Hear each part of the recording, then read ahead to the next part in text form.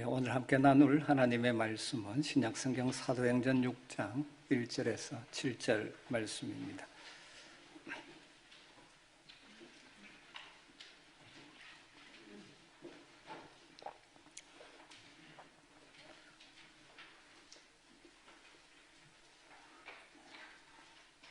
사도행전 6장 1절에서 7절 말씀을 한 절씩 교독하도록 하겠습니다. 그때의 제자가 더 많아졌는데 헬라파 유대인들이 자기의 과부들이 매일의 구제에 빠짐으로 히브리파 사람을 원망하니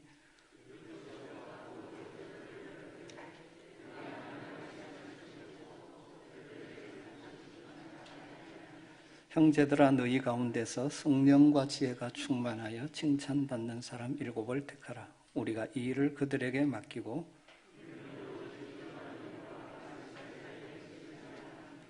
온 무리가 이 말을 기뻐하여 믿음과 성령이 충만한 사람 스데반과 또 빌립과 브로고로와 니가노르와 디몬과 바메나와 유대교에 교했던 안디옥 사람 니골라를 택하여 같이 읽습니다. 하나님의 말씀이 점점 왕성하여 예루살렘에 있는 제자의 수가 더 심히 많아지고 허다한 제사장의 무리도 이도에 복종하니라. 아멘. 우리 아멘교회가 앞장서서 교회를 섬길 장로님, 집사님, 권사님들을 선출하는 공동회를 4월에 할 예정입니다. 오늘 공동회를 공고하면서 다시 한번 우리가 어떤 직분자가 되어야 할지를 생각해 보려고 합니다. 하나님께서 이 땅에 하나님의 일을 하실 때 주로 사용하시는 방법은 사람을 택하시고 부르시고 훈련시키시고 세우셔서 하나님의 일을 이루어 가십니다. 하나님의 나라를 세상에 보여주는 교회, 이 교회에 좋은 일꾼이 세워지면 교회가 든든히 세워지고 부흥하고 그 세움받은 일꾼도 복이 되는 인생을 살게 되죠. 하지만 연약한 인생들이 모여 사는 일, 죄성이 있는 인생들이 모여 사는 일이기에 가끔 일꾼을 잘못 세움으로 교회가 어려움을 겪고 상처도 받고 또 본인도 불행해지는 경우도 종종 보게 되었습니다. 그러기에 우리가 이 교회를 생각하면서 모든 성도들이 기도로 하나님의 인도를 구하면서 우리 교회 일꾼을 세우는 일에 함께하면 좋을 것 같습니다. 이런 일을 앞에 두고 다시 한번 교회에서 일꾼이 된다는 것, 직분자가 된다는 것은 어떤 것인지 성경적인 원리를 다시 한번 점검하고 정리해 볼 필요가 있을 것 같습니다.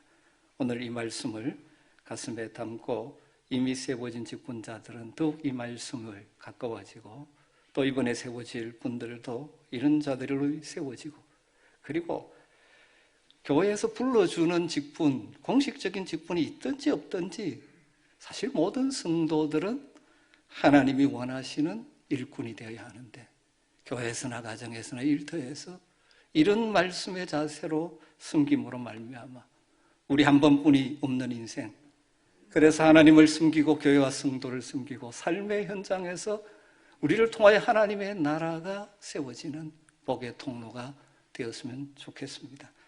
먼저 드리고 싶은 말씀은 교회의 모든 직분은 섬김의 직분이라는 사실입니다. 알고 있지만 자주 잊어버리기에 또 강조하고 강조해도 모자람이 없는 것입니다. 교회에서 우리가 받은 직분은 다 섬김의 직분입니다. 교회에 다양한 직분이 있습니다. 공식적으로 목사, 장로, 권사도 있고 또 여러 가지 사역을 따라 일꾼들이 있지만 그 모든 것은 다 섬김을 위한 직분이라는 사실입니다. 이것이 세상과 완전히 다른 하나님의 나라를 세상에 보여주는 교회의 모습이라는 사실이죠. 성경이 강조하는 바는 교회의 모든 직분은 섬김을 위해 주어졌다는 것입니다.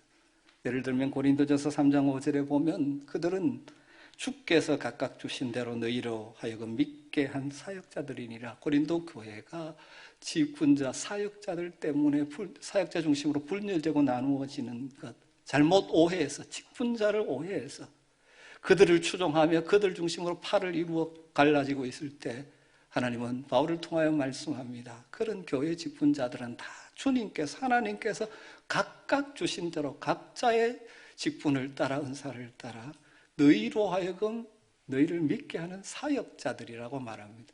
우리말 번역에 사역자라고 번역하니까 이게 덜 뜻이 드러나는데, 원래 성경이 기록된 헬라어로는 디아코노스라는 단어를 사용하고 있습니다. 디나코노스. 문자적으로 번역하면 섬기는 자라는 뜻입니다. 너희를 위해서 섬기는 자들이다. 헬라어로 디아코노스, 또 디아코니아, 이런 단어는 원래 식탁에서 시중드는 것을 의미합니다. 식탁에서 시중도는 섬김의 역할, 종의 역할을 표현하는 것이죠. 그 당시 성경이 기록된 시대에 식탁에서 시중을 드는 일은 보통 누가 합니까? 종들이 하거나 여자들이 하는 일로서 천하게 여기던 일입니다. 또 그 시대 사람들은 사람이 남을 숨기는 일보다는 오히려 남으로부터 숨김받는 일을 기뻐하고, 그것은 남을 다스리고 주관하는 것이 잘 사는 것이라고 생각하는 시대입니다. 그래서 헬라의 소피스트들 가운데는 사람이 남을 섬기고서야 어떻게 행복해질 수 있는가, 그런 말을 남기기도 했죠. 남을 다스리고 주관하고 이것이 잘 사는 것이고 행복이라고 생각하는 시대입니다. 그런데 놀랍게도 성경에서는 교회에서의 모든 직분은, 심지어 사도직까지도 디아코노스라고 말하고 있는 것이죠.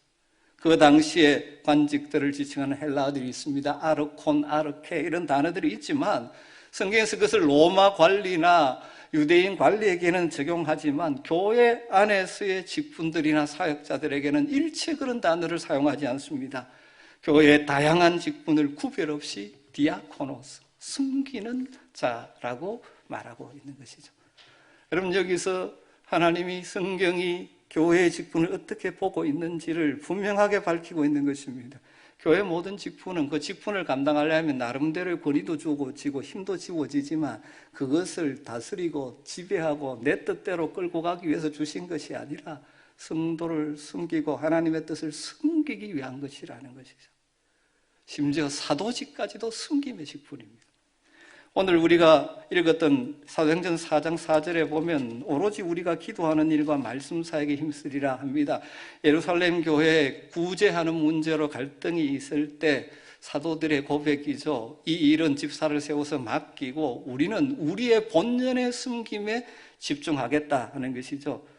우리 성경은 말씀 사역이라고 번역했는데 이건 역시 마찬가지입니다. 문자적으로 번역하면 기도와 말씀의 숨김에 집중할 것이다. 기도와 말씀의 디아코니아, 숨김에 집중할 것이다 하는 것이죠. 사도로서 그들이 숨기는 자인데 사도는 무엇으로 숨깁니까? 기도로 숨기고 말씀으로 숨기는 것이 주된 역할이기에 그 역할을 감당하겠다. 우리의 숨김을 감당하겠다는 것이죠. 그리고 사도행전 6장에 세워진 일꾼을 우리가 흔히 집사라고 부릅니다. 사실 집사라는 용어가 나오지 않지만 우리가 다 집사라고 부르는 것은 여기에 계속 반복되는 단어들이 디아코니아, 디아코노스, 섬김. 집사라는 단어가 영어로 디컨인데 이것이 바로 헬라 디아코노스에서 나온 것이죠. 섬기는 자라.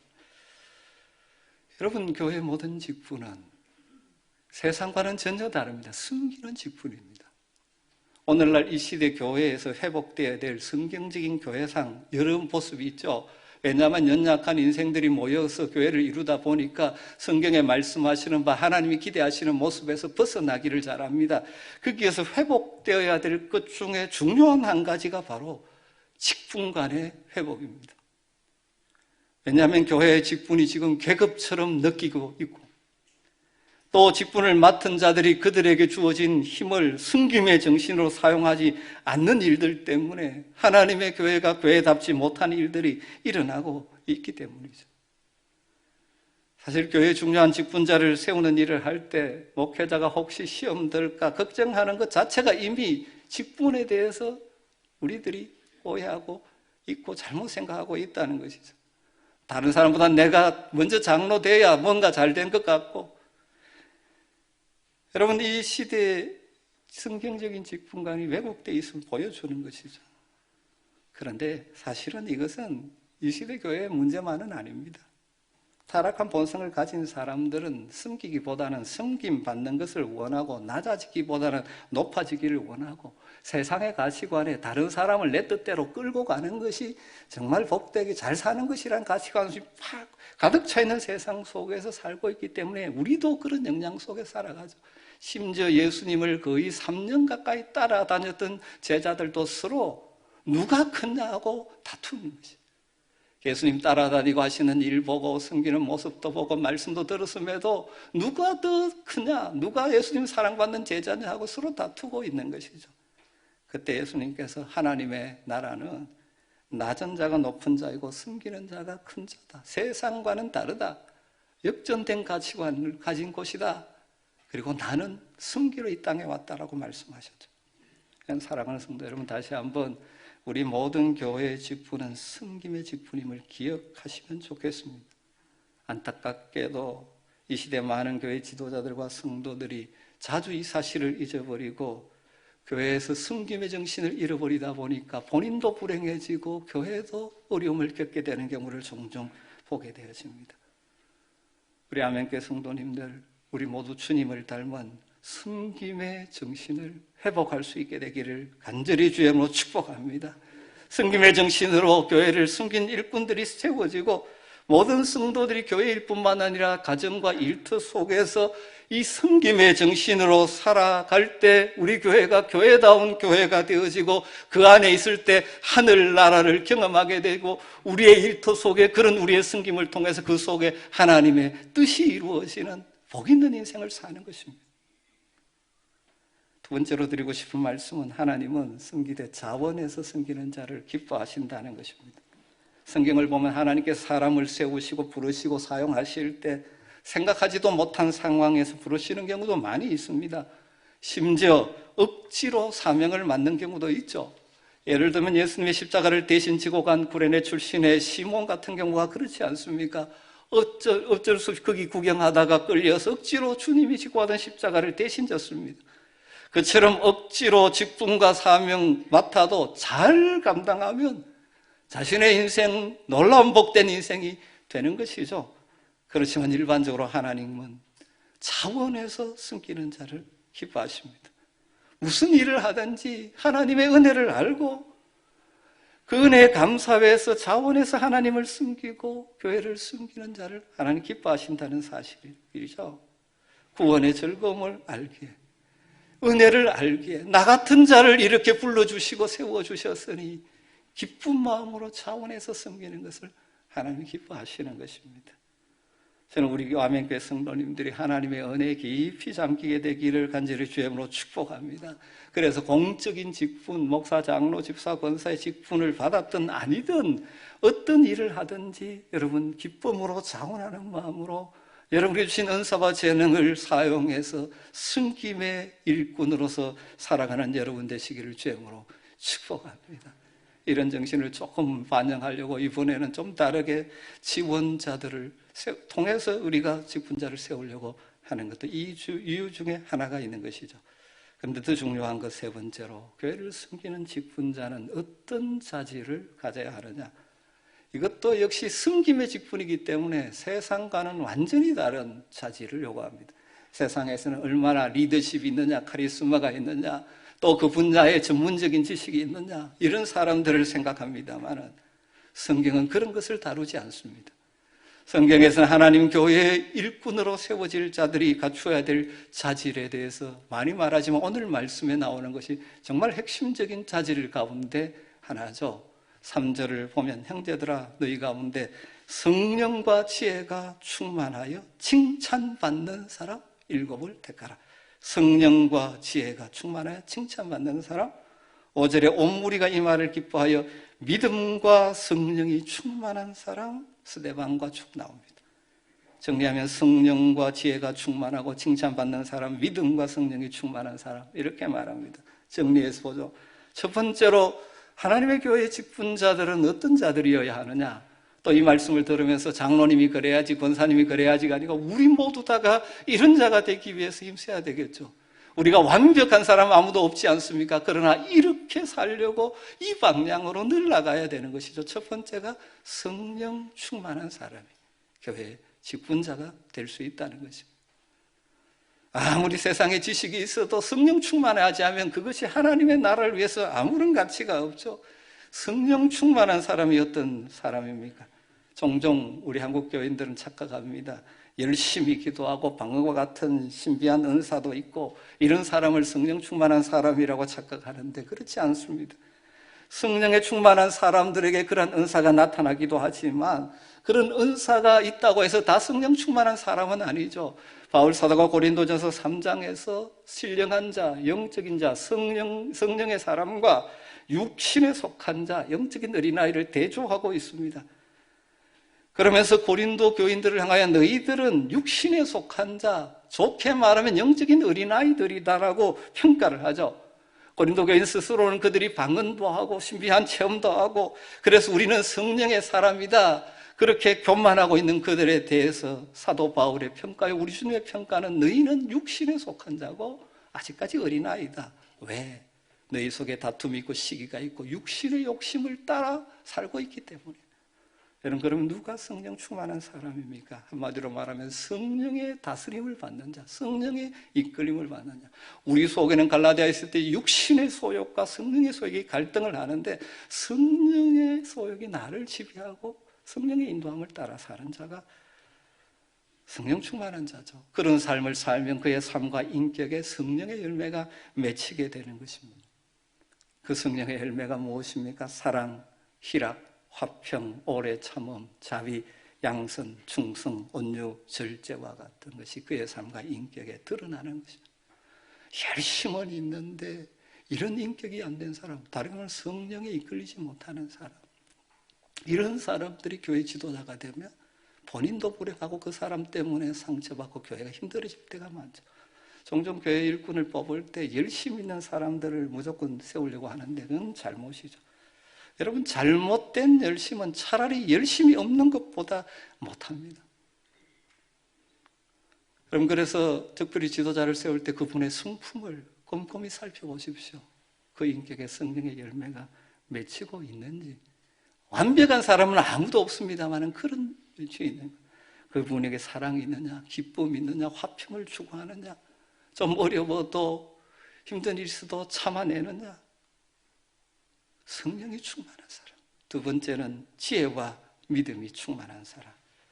3절에는 지혜와 성령과 지혜고 5절에는 믿음과 성령 이렇게 되어 있습니다. 그래서 이렇게 보면 지혜와 믿음이 지금 교차하고 있는 것이죠. 같은 개념으로 지금 말씀하고 있습니다. 전혀 다른 것 같지만 지혜와 믿음이 굉장한 연결성이 있는 것이죠.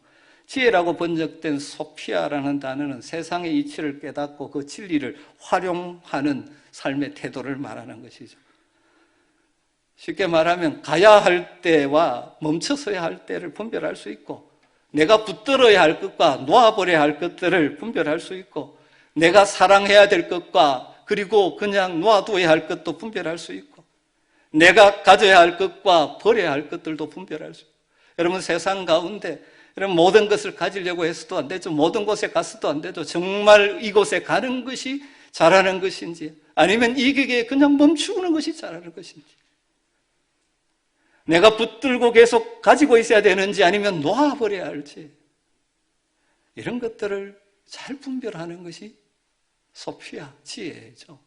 그런데 특별히 성경은 지혜의 근본이 뭐라고 말합니까? 여호와를 경외하는 것이 지혜의 근본이라고 말씀하고 있죠.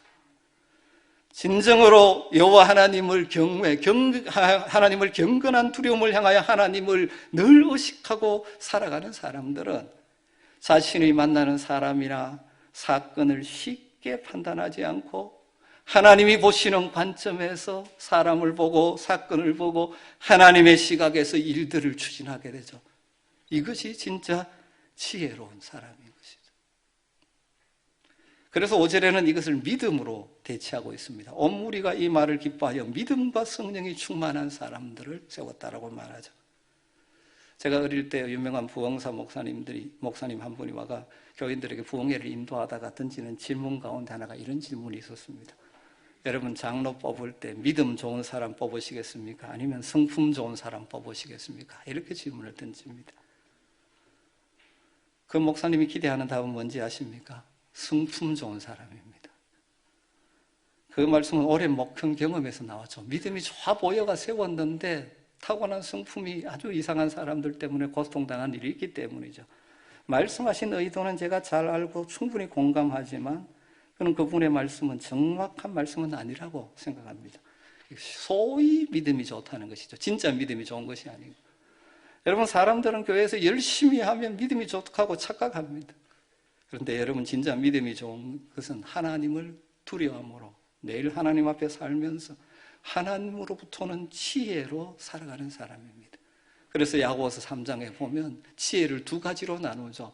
이 땅에서의 지혜, 세상의 지혜와 위로부터 오는 지혜에 대해서 소개합니다. 오직 위로부터 난 지혜, 하늘의 지혜는 첫째 성결하고 다음은 화평하고 관용하고 양순하며 긍휼과 선한 열매가 가득하고 편백과 거짓이 없나니 화평하게 하는 자들은 화평으로 심어 의의 열매를 거두느니라. 정말 누가 진짜 믿음이 좋은 사람이겠습니까? 매사에 위로부터 난 지혜로 모든 일을 감당하는 것입니다. 여러분, 그것을 무엇으로 분별할 수 있을까요? 그 중에 하나는 그 사람이 하는 일 가운데 그 일을 통해 화평이 오는가? 아니면 의의 열매가 맺어지는가? 열심히 하는데 그 사람이 있는 곳에 늘 불평과 불만과 이 갈등이 일어난다면 그는 지금 하늘의 지혜로 일하는 것이 아닌 것이죠. 믿음이 좋은 사람도 지혜로운 사람도 아닌 것입니다. 여러분, 우리 엄행교회 모든 성도들이 저는 믿음이 좋고 지혜 있는 자가 되기를 간절히 소망합니다. 그래서 제대로 판단하고 분별하고 선택하고 행동하는 그런 복을 누렸으면 좋겠습니다. 그런데 단순히 땅의 지혜가 아니라 위로부터 나는 지혜. 그래서 우리가 그렇게 판단하고 행동한 결과 사람들과의 관계가 화평해지고 의의 열매가 맺혀지는 것이죠. 여러분, 그런 직분자들이 되고 그런 모든 성도들이 되기를 주님으로 축복합니다. 세 번째로는 칭찬받는 사람입니다. 교회에서는 열심인데 가정에서나 삶의 터전에서 인정받지 못하는 사람을 평신도 지도자로 세워서는 안 되죠. 그래서 디모데전서 3장 7절에는 이렇게 말합니다. 또한 외인에게서도 선한 증거를 얻은 자라야 할지니 비방과 마귀의 올무에 빠질까 염려하라. 심지어 외인들, 믿지 않는 사람들에게서도 선한 증거를 얻은 자라야 한다는 것입니다. 여러분, 교회가 하는 중요한 일이 무엇입니까? 가장 핵심적인 일은 무엇입니까? 영혼을 구원하고 살리는 일입니다.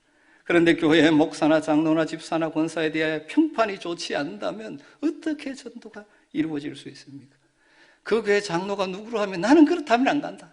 그 교회 목사가 누구로 하면 그 사람 보기 싫어서 안 간다. 이렇게 되면 안 되지 않습니까?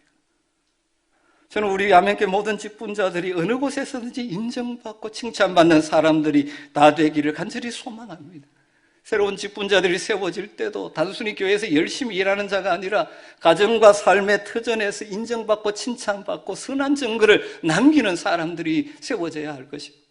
여러분, 공식적인 직분자가 아니라 할지라도 우리 모든 성도들은 어떤 곳에서든지 하나님의 일의 도구가 되어질 때 이런 섬김의 정신으로 말미암아 인정과 칭찬을 받는 자들이 되었으면 좋겠습니다. 안타깝게도 이 시대 교회가 세상으로부터 지탄을 받는 이유 중에 하나가 무엇입니까? 교회의 지도자들이 잘못 살기 때문이죠. 명목상으로는 목사요, 장로요, 집사요, 권사지만 성령의 다스림을 받기보다는 자기의 욕심에 이끌려 살아가는 사람들이 많기 때문에 하나님의 영광을 가릴 때가 많지 않습니까? 하늘의 지혜로 행동하기보다는 눈앞에 보이는 자신의 유익을 위해서 세상의 꾀를 따라 살아가는 사람들 때문에 교회가 욕을 먹고 있지는 않습니까? 믿음의 사람답게 믿음, 피스토스, 신실함, 믿음으로 사는 사람들은 신실한 사람이어야 되는데, 그래서 가정과 일터에서 신실함을 드러내야 되는데 눈앞에 조그만 이익을 위해서 이리 변하고 저리 변하는 이중적인 삶을 사는 자들이 많기 때문에 복음의 문이 막히지 않습니까? 여러분, 이걸 우리가 그 사람들을 향하여 손가락질할 것이 아니라 우리가 어떤가를 봐야 하겠죠. 이 시대 교회에 참으로 칭찬받는 사람들이 필요합니다. 칭찬받는 일꾼들이 필요합니다. 가정에서 가족들에게도 인정받지 못하면서 교회에서 목사, 장로, 집사, 권사의 직분을 받았다고 폼 잡는 어리석은 사람은 없어야 합니다. 일터에서 다른 사람들에게 부담가짐, 자기가 맡은 일을 제대로 못해서 부담가짐이 되면서 교회 일을 한다고 이리 뛰어다니고 저리 따라다니는 꼴불견의 직분자는 없어야 합니다. 저는 우리 교회가 성령과 지혜와 믿음이 충만해 칭찬받는 일꾼들이 많은 교회가 되기를 간절히 소망합니다. 이미 직분 받은 분들, 또 세워질 분들, 그리고 모든 성도들이 이런 성도가 되었으면 좋겠습니다. 이번 공동회를 앞두고 여러분 기도해 주시고요. 특별히 여러분 스스로가 이런 자가 되기를 소망하고 기도하고 추구하며 살아가십시오. 하나님, 바로 내가 성령 충만한, 육심에 욕심에 끌려 사는 것이 아니라 성령에 끌려 살아가는 성령의 사람 되게 하여 주시옵소서. 하늘의 지혜와 믿음이 충만한 사람 되게 하여 주시옵소서. 가정과 일터에서 칭찬받는 사람 되게 하여 주십시오. 그래서 하나님의 교회와 나라와 삶의 현장에서 한 부분이라도 하나님의 뜻을 책임지는 신실한 일꾼 되게 하여 주시옵소서. 마지막 네 번째로 직분을 잘 감당할 때 놀라운 복이 있다는 사실도 기억하십시오. 어떤 직분을 받든가도 중요하지만 중요한 것은 어떤 자세로, 그래서 잘 감당하는 자가 참 중요합니다. 주신 직분을 따라 주님을 섬기고 교회를 섬기는 일 쉽지 않죠. 희생이 따릅니다만 그것을 잘 감당하는 자들에게는 놀라운 복이 있습니다. 자기 자신에게도 복이 되고 그런 사람 때문에 교회가 복되고 주변이 복되게 되는 것이죠. 오늘 말씀에 보면 초대교회 예루살렘 교회가 7제사를 세운 후에 이들이 잘 섬김으로 말미암아 7절에 이렇게 기록하고 있습니다. 하나님의 말씀이 점점 왕성하여 예루살렘에 있는 제자의 수가 더 심히 많아지고 허다한 제사장의 무리도 이도에 복종하더라. 예루살렘 교회가 갈등을 넘어서 새로운 부흥으로 나아가는 것이죠. 디모데전서 3장 13절, 집사의 직분을 잘한 자들은 아름다운 지위와 그리스도 예수 안에 있는 믿음의 큰 담력을 얻나니라. 잘 감당하는 자들이 누리는 복입니다. 여러분, 이 말씀을 뒤집을 수도 있습니다. 잘 감당하지 못하면, 예를 들면 요한삼서에 나오는 디오드레베 장로 같은 사람, 교회와 성도들에게 상처 주고 자신도 불행해지는 것이죠. 종종 이 땅의 지상의 교회는 그런 일들이 일어나죠. 차라리 목사가 되지 말았으면 더 좋을 뻔했다. 차라리 장로가 되지 않았으면 더 나을 뻔했다. 권사가 되지 않았으면 나을 뻔했다라고 평가받는 사람이 존재하기도 하는 것입니다.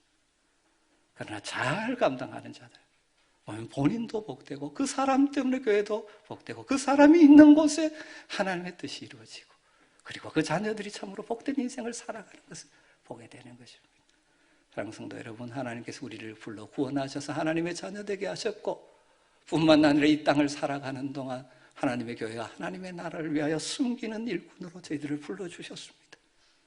우리는 숨김의 정신으로 무엇이든지 해야 됩니다. 그곳에 하나님의 나라가 임하기 때문입니다. 또 이미 직분 받은 자들은 성령 충만, 지혜 충만, 믿음 충만을 구하십시오. 가족과 주변 사람들에게 인정받는 일꾼이 되십시오. 우리 교회는 이런 일꾼들이 많이 세워지는 복된 교회가 되기를 간절히 소망합니다. 뿐만 아니라 공식적인 그런 목사, 장로, 집사, 권사의 직분이 없다 할지라도 우리 모두 다는 섬기는 자들입니다. 우리가 참으로 복된 삶을 살려면 성령 충만, 믿음 충만, 지혜 충만, 그래서 삶의 현장에서 인정받는 삶을 산다면 얼마나 복이 있겠습니까? 개인도 자신도 복되고 그로 말미암아 많은 사람들을 복되게 하는 우리 아멘의 가족들이 되시기를 주의 이름으로 부탁을 드립니다.